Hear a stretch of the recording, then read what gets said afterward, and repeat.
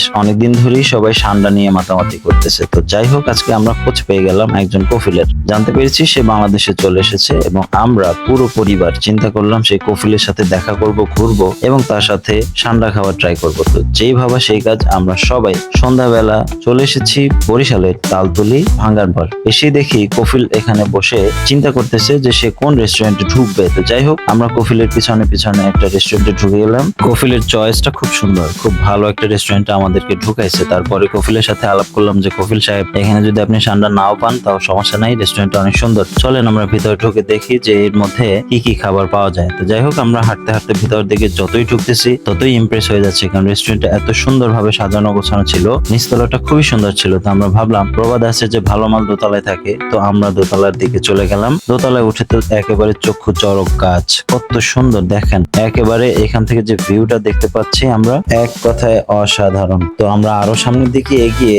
একেবারে নদীর কাছাকাছি দোতলায় বসে খোলা স্পেসে বসার সিদ্ধান্ত নিয়েছি এবং সেই সাথে আপনারা দেখুন কত সুন্দর, মানে একেবারে সাজানো গোছানো, খুবই সুন্দর রেস্টুরেন্ট। এরকমের রেস্টুরেন্ট কিন্তু এখানে একটা দুটা নয়, আরো প্রায় অনেক রেস্টুরেন্ট এখানে হয়েছে। আমি সর্বশেষ এখানে গত বছর এসেছিলাম, তখন হাতে গোনা কয়েকটা রেস্টুরেন্ট ছিল।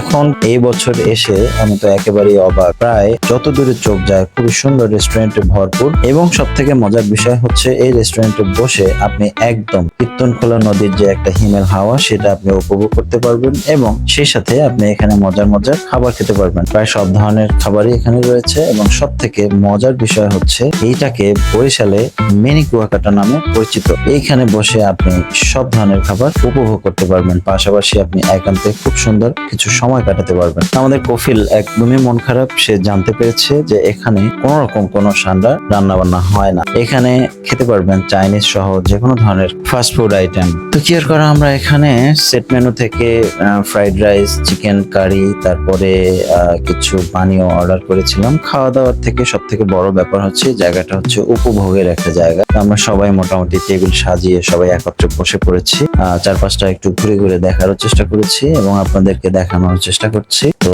আমাদের খাবার রেডি প্রায় হয়ে যাচ্ছিল, তো এর ফাঁকে সবাই যার যার মতো করে ছবি তোলায় ব্যস্ত এবং আমি ভিডিও করে আপনাদেরকে দেখাচ্ছি। তো আপনারা যারা বরিশালে থাকেন তারা কিন্তু চাইলেই এখানে চলে আসতে পারেন খুবই সহজে। এখানে আসতে কিন্তু তেমন কোনো একটা ঝক্কি ঝামেলা নেই। আপনারা জাস্ট বরিশাল শহর থেকে জেলখানার মোড় হয়ে এখানে আপনারা যে কোনো অটোতে, সিএনজিতে অথবা আপনাদের যদি ব্যক্তিগত বাইক থাকে খুব সহজে চলে আসতে পারবেন। তো দেখতে দেখতে আমাদের খাবার চলে এসেছে, আমরা টেবিলে বসে খাবার উপভোগ করছি এবং সেই সাথে দেখতেই পাচ্ছেন কীর্তনখোলা নদী দিয়ে ঢাকাগামী একটি খুব সুন্দর বিলাসবহুল লঞ্চ চলে এসেছে এবং এই ভিউটা দেখে আমি সত্যি একদম অবাক হয়ে গেছি, যেটা আসলে অনেক লক্ষ লক্ষ টাকা দিয়েও কিনতে পারবো না। খুবই সুন্দর কিছু সময় আমরা কাটাচ্ছি এবং খাবারগুলো মোটামুটি মানের ছিল, খুব একটা ভালো বা খুব একটা খারাপ আমি সেটা বলবো না। আগেই বলেছি, এখানে খাবারের চেয়েও সব থেকে বেশি মূল্যবান হচ্ছে আপনি এই যে ভিউ, এই যে পরিবেশ, এটা আপনি উপভোগ করতে পারবেন। তো যাই হোক, আমরা এখান থেকে খাওয়া দাওয়া শেষ করে